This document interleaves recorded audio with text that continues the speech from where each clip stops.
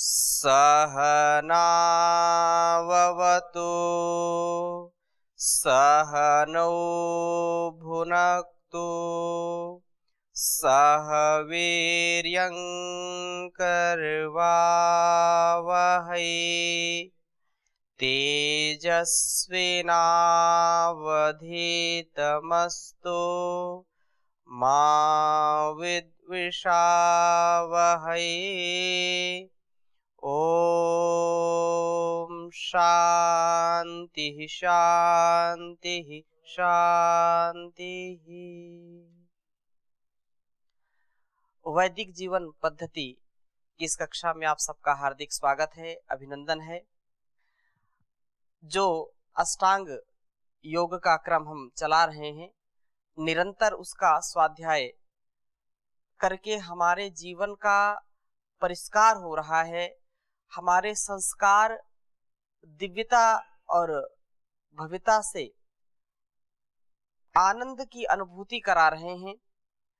इस अष्टांग योग को अपने जीवन का आधार बना करके जब हम व्यवहार करते हैं तो हमारा जो व्यवहार है उसमें जीव से जगत, व्यष्टि से समष्टि का कल्याण निहित होता है और वह सबके लिए, सभी प्राणी मात्र के लिए कल्याणकारक होता है। हमने अहिंसा, सत्य, अस्तेय की चर्चा की, समझने का प्रयास किया। इस संदर्भ में आगे का जो क्रम है वह है ब्रह्मचर्य। ब्रह्मचर्य का आधार हमारे जीवन में हो और जो कुछ भी हम देख रहे हैं उसका हम सदुपयोग अपने जीवन में तभी कर सकते हैं जब हमारा जीवन ब्रह्मचर्य से युक्त हो। ब्रह्मचर्य का यदि पालन हम करते हैं तो कभी भी हमारा अहित नहीं हो सकता है। संसार में हम किसी से भयभीत नहीं हो सकते हैं। हमको दुनिया में कोई हतो उत्साहित नहीं कर सकता है। इसलिए ब्रह्मचर्य का पालन सर्वोपरि है और ब्रह्मचर्य युक्त जीवन जो जीता है वही इस संसार में उत्कृष्ट कार्य कर पाता है, महानतम उसका जीवन होता है। वह दूसरों के द्वारा स्तुत्य होता है, उसी की स्तुति होती है, उसी की वंदना होती है, उसका जीवन श्लाघनीय हो जाता है। हर समय वह प्रसन्न चित्त होता है, तेजस्वी बन करके संसार का उपकार करता है। ब्रह्मचर्य से ही उसका जीवन इतना महान होता है, इतना महान होता है कि उसका जीवन जब आगे बढ़ता है तो उसको लगता है कि वास्तव में इस जीवन का उद्देश्य मैंने पा लिया है। और जो अब्रह्मचर्य युक्त जीवन जीते हैं, जिनके जीवन में संयम नहीं है, जिनके जीवन में विवेक नहीं है, जिनके जीवन में वैराग्य नहीं है, उनका जीवन पतन की ओर अग्रसर होता है और वह पतन वतन के लिए भी बहुत कष्टकारी होता है। पतन ना हो, इस तन का, इस मन का हम संयम रखें, इंद्रियों पर पूरा संयम रखें, इस जीवन को अच्छा जीने का प्रयास करें, तभी हमारा जीवन बहुत श्रेष्ठ हो सकता है। इस पर महर्षि व्यास जी ने ब्रह्मचर्य का बखान करते हुए कहा कि ब्रह्मचर्यम गुप्तेन्द्रियस्योपस्थस्य संयमः। ब्रह्मचर्य क्या है? बहुत ही कम शब्दों में इन्होंने बताया कि ब्रह्मचर्य का वास्तव में अर्थ क्या है। इसको आप लिख लें क्योंकि यह बहुत ही विशेष बात यहाँ पर कह रहे हैं। ब्रह्मचर्य है क्या? तो इस सूत्र का जो है अहिंसा, स्तेय, ब्रह्मचर्य, अपरिग्रह, इनकी व्याख्या करते हुए महर्षि व्यास जी व्यास भाष्य में लिख रहे हैं कि ब्रह्मचर्यम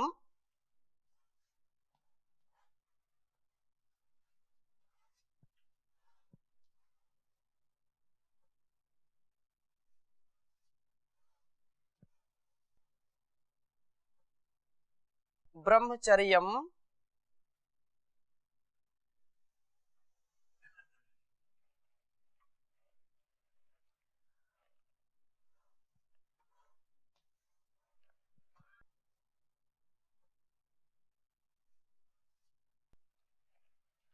गुप्तेन्द्रियस्य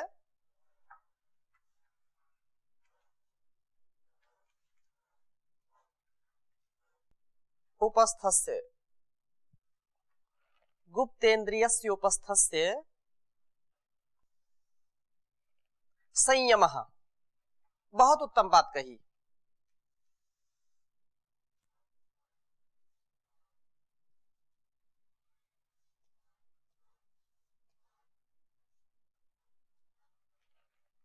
एक बार उच्चारण करेंगे, ब्रह्मचर्यम गुप्तेन्द्रियस्य उपस्थस्य संयमः। ब्रह्मचर्य क्या है?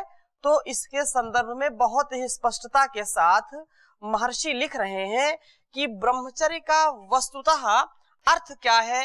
तो ब्रह्मचर्यम गुप्तेन्द्रियस्य उपस्थस्य संयमः, अर्थात गुप्त जो है गुप्तेंद्रिय और उपस्थ का संयमन, उसका संयम करना ही ब्रह्मचर्य कहलाता है। जैसे कोई भी संसार में व्यक्ति या कोई भी प्राणी, प्राणी का तात्पर्य यदि मैं पशु पक्षी कहता हूं तो पशु पक्षियों का भी जीवन ब्रह्मचर्य से ओतप्रोत होता है। इतना ब्रह्मचर्य पशु पक्षियों में देखा जाता है कि जिस समय जिस काल में संतानोत्पत्ति का विधान है या जो समय है वो उसका कभी अतिक्रमण नहीं करते हैं। और जैसा महर्षि यहाँ पर लिख रहे हैं, संयमः, जो संयम है वह संयम व्यक्ति के अंदर जब आता है तो वह मनुष्य कहलाने के योग्य होता है। यदि मनुष्यता को हम स्थापित करना चाहते हैं तो जीवन में संयम बहुत आवश्यक है। संयम ही जीवन है, असंयम मृत्यु। यदि संयम जीवन में है, वाणी के प्रति संयम, व्यवहार के प्रति संयम, आहार के प्रति संयम, संयम से हमारा जीवन सधता है। और प्रत्येक साधक के जीवन में संयम बहुत बड़ा महत्व रखता है। समय से और मर्यादा से युक्त जब हम जीवन जीते हैं तो वह जीवन हमको देवत्व की ओर ले जाता है। सर्वदा सर्वथा इसका पालन करना सबके लिए कल्याणकारी है। तो जो ब्रह्मचर्य है, उस ब्रह्मचर्य के विषय में महर्षि देवदयानंद भी लिखते हैं कि किसी को जो है ब्रह्मचर्य सदा जितेंद्रिय अर्थात अष्टविध मैथुन का त्याग करके वीर की रक्षा और उन्नति करके चिरंजीवी होकर के सदा सबका उपकार करता रहे। चिरंजीवी होकर के अष्टविध मैथुन से बचना, यह ब्रह्मचर्य कहलाता है।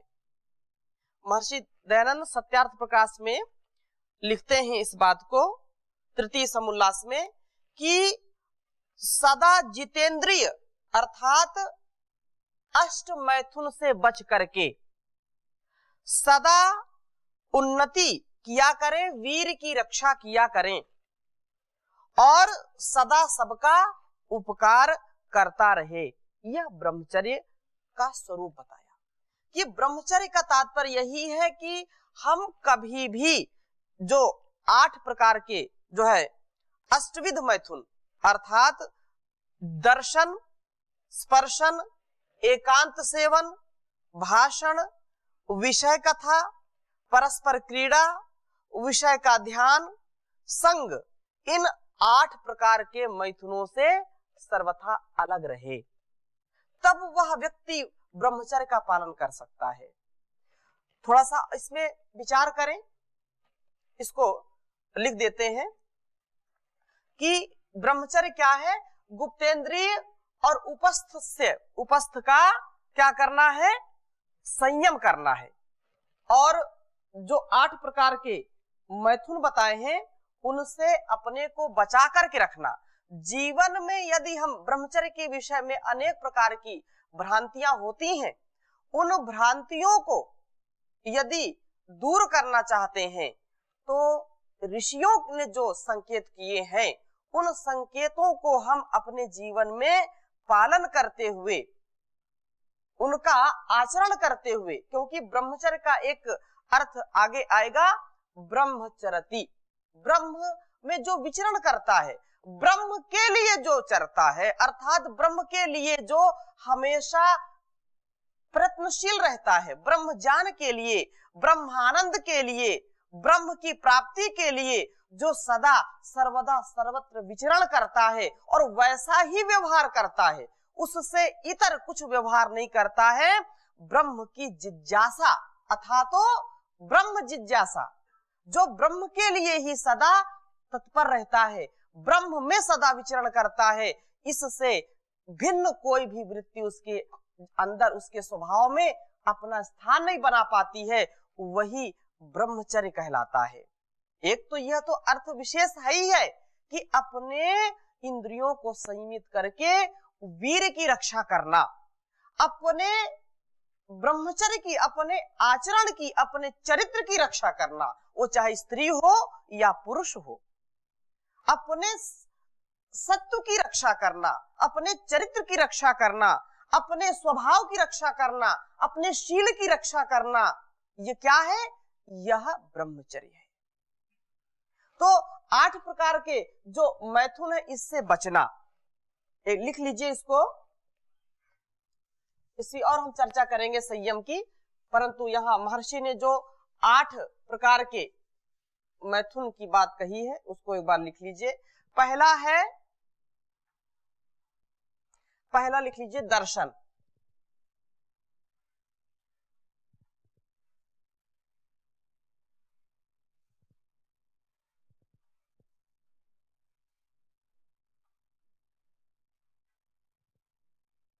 दूसरा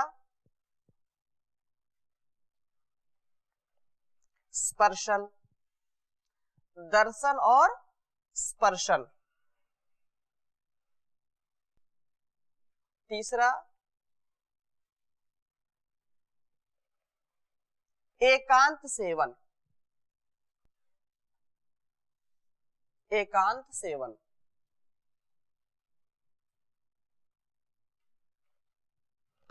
चौथा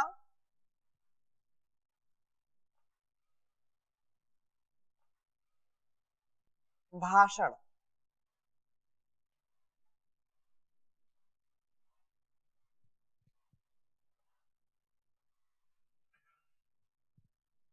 पांचवा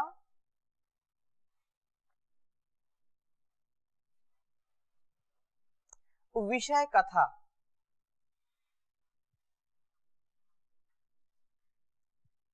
विषय कथा, छठा परस्पर क्रीड़ा,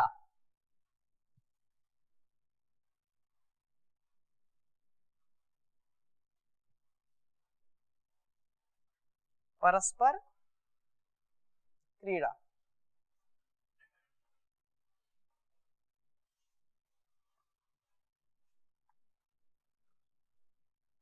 सातवां लिख लीजिए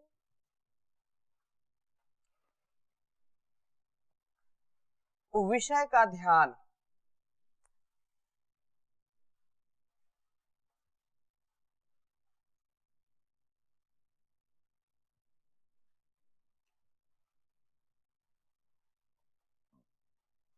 विषय का ध्यान।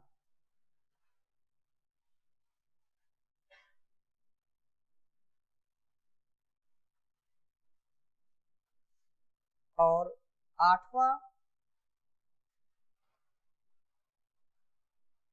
संग। 8वां है संग।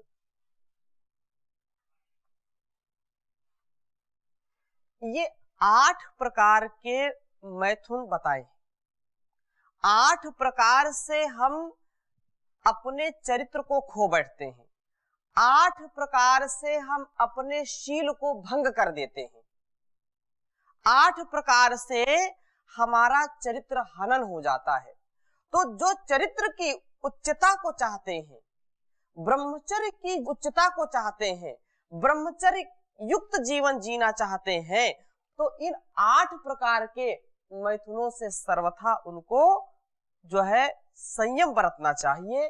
दर्शन पहला, दूसरा स्पर्शन, तीसरा एकांत सेवन, चौथा भाषण, 5वां विषय कथा, 6ठा परस्पर क्रीड़ा और 7वां विषय का ध्यान, 8वां संग। इनको समझने का थोड़ा सा प्रयास करेंगे। आज का जो परिवेश है, इस परिवेश में जीवन में कोई भी व्यक्ति संयमित जीवन जीने के लिए उसको बहुत कठोर परिश्रम करना पड़ेगा। दर्शन, दर्शन का मतलब क्या है? देखना। देखने का तात्पर्य, यद्यपि परमात्मा ने आंख दिया है, नेत्र दिया है, दृष्टि दी है, देखने के लिए दी है, तो यह मैथुन कैसे हो गया? बड़ी गहरी बात है और इस पर हम विचार करके अपने जीवन को उत्तम बना सकते हैं। देखना तो है, लेकिन कैसा देखना हो? ज्ञान युक्त देखना हो।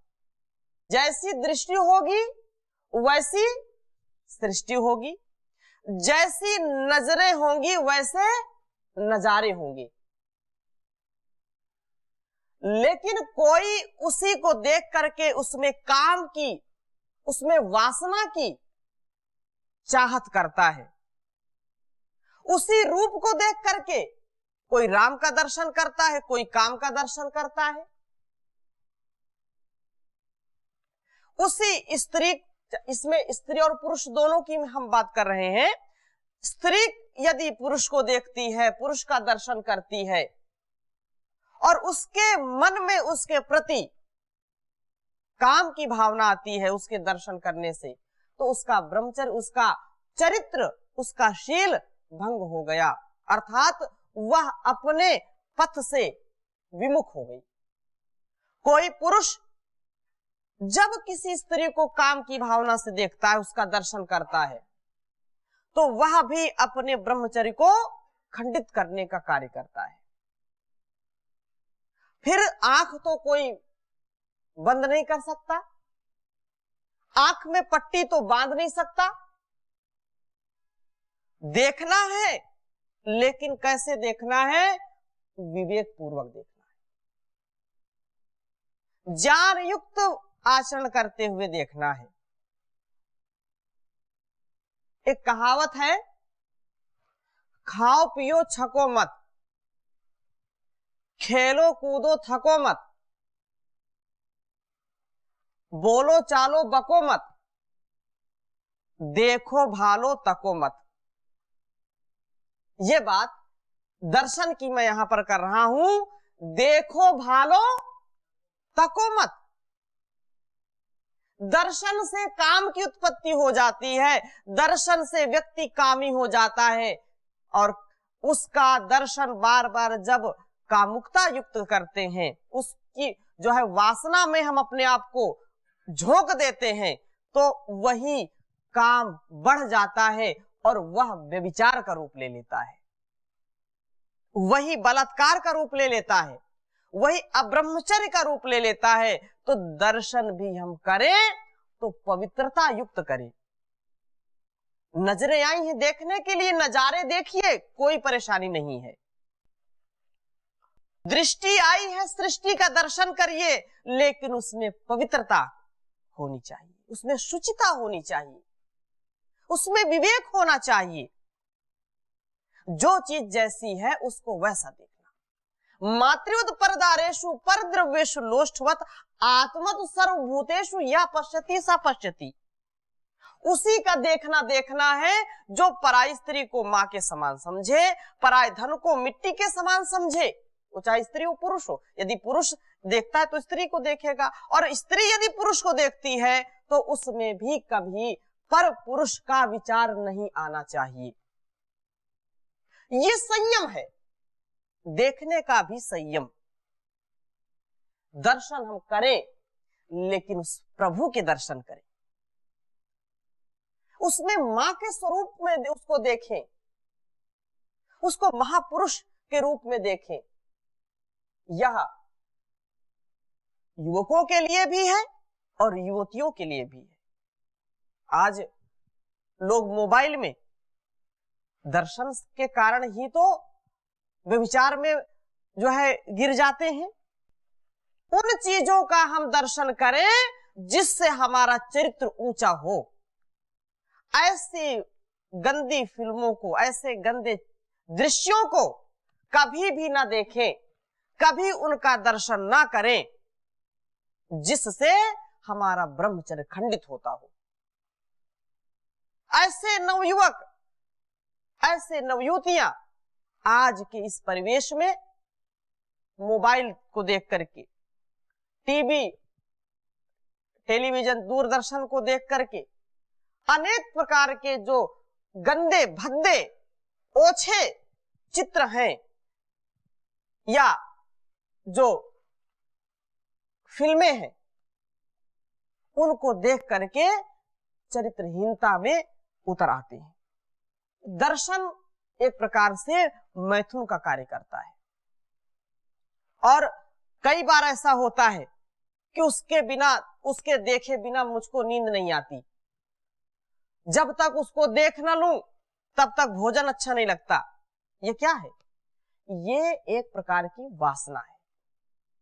इस वासना से बचने के लिए हमको ऋषियों ने बार बार, हजार बार समझाया है, और जिसने ऋषियों की बातों को समझा है, जाना है, वह सब कुछ इन जो हमको जो है नरक की ओर ले जाने वाले विषय हैं, उनको छोड़ करके उसी का जीवन महान बन जाता है। तो दर्शन हम करें, लेकिन कैसे करें? यस्मिन् सर्वाणि भूतानि आत्मैवा भूत विजानता तत्र को मोहा कः शोका एकत्वम अनुपश्यता। यस्तु सर्वाणि भूतानि आत्मनि अनुपश्यति सर्वभूतेषु चात्मानं ततो न विजुगुप्सति। तो आत्मनि अनुपश्यति, जो सब में उस ईश्वर का स्वरूप देखता है और अपने में उन सब का, अर्थात परमात्मा में सबके स्वरूप को देखता है, वह कभी भी किसी से घृणा नहीं करता है और उसको कभी कोई मोह, कोई शोक नहीं रहता है, कोई राग, कोई द्वेष नहीं रहता है। वह वस्तुओं को देखने का, व्यक्तियों को देखने का, स्थान को देखने का जो ठीक ठीक तरीका है, उसको अपना करके वह जीवन में दिव्यता को लाता है। दर्शन तो करना ही पड़ेगा। आप बाजार में जाएंगे, आप चाहे घर में रहें, चाहे जंगल में रहें, नजारे देखने को मिलेंगे, दृश्य देखने को मिलेंगे, रूप देखने को मिलेंगे, लेकिन इनसे कैसे संयमित रहें, इनसे कैसे बचे? तो वह है ज्ञान, वह है संयम। जो ऋषि ने यहां कहा कि संयम क्या है, तो गुप्तेंद्रिय को और उपस्थ को जो है संयमित रखना, वीर की रक्षा करना, अपने सतीत्व की रक्षा करना, अपने शील की रक्षा करना। देखने मात्र से, बोले देखने में क्या है? देखने में ही सब कुछ है। नजरें कुछ कहती हैं, तो नजरों में भी जो है नशा होता है। तो हमारी नजर में इतनी पवित्रता हो कि देवत्व के दर्शन हो, हमारे नजरों में इतना सतीत्व हो, इतनी शीलता हो, इतनी सच्चरित्रता हो कि कभी भी हमको कोई अपने चरित्र से, अपने शील से, अपने स्वभाव से हमको कोई विचलित ना कर सके, ना कोई दृश्य, ना कोई भोग, ना कोई जो है स्वाद। ऐसा यदि हम बनते हैं, ऐसा संयम यदि करते हैं, तो वस्तुतः हमारा जीवन ब्रह्मचर्य से ओतप्रोत हो जाता है। पाने की इच्छा करेगा, स्पर्श की इच्छा करेगा, छूना चाहता है, उसको हाथों में चाहिए वह चीज, उसके जो है मन में उसके स्पर्श की चाहना उठती है जब दर्शन होता है, और वह स्पर्श उसको नरकगामी बनाता है।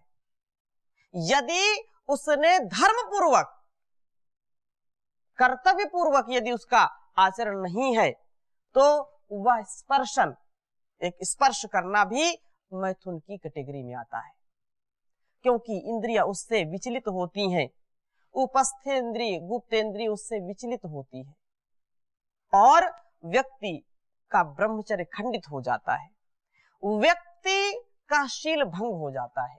तो स्पर्शन भी मैथुन की जो है कैटेगरी में आएगा। स्पर्शन हम यदि स्पर्श करें, लेकिन वह कभी कोई व्यक्ति है, कोई जो है वस्तु है, उसमें हम विवेक पूर्वक, ज्ञान पूर्वक उसका स्पर्शन करें, क्योंकि हम कोई भी वस्तु या व्यक्ति का कभी न कभी किसी न किसी रूप में स्पर्शन करते हैं, तो क्या वो मैथुनी हो जाता है? ऐसा मन में यदि विचार आता है, तो यही बात हम कहें कि उसका हम ज्ञान पूर्वक और विवेक पूर्वक, संयम पूर्वक उसका स्पर्शन करें। लेकिन दर्शन से ये बात शुरू होती है। दर्शन में पवित्रता है, तो स्पर्शन में भी पवित्रता होगी। स्पर्शन का भी आप गलत अर्थों में उसका प्रयोग नहीं करेंगे, इसलिए इस बात का हमें हमेशा ध्यान रखना चाहिए हमको। तो इसकी चर्चा हम आगे और करेंगे, अभी यहीं विराम देते हैं। और बहुत उत्तम विषय है यह, नवयुवकों, नवयुवतियों के लिए आज की जो स्थिति है, उस स्थिति में वास्तव में इन चीजों को समझना और वैसा आचरण करना बड़ा कठिन है, और इसकी चर्चा बहुत कम होती है। तो यह हमारा सौभाग्य है कि परम पूज्य स्वामी जी महाराज की परम और असीम अनुकंपा से हम वैदिक जीवन पद्धति को अपना करके उसको समझने का और उसको स्वाध्याय का हम सौभाग्य प्राप्त कर रहे हैं। तो इसका हम आगे और स्वाध्याय करेंगे, अब यही विराम देते हैं।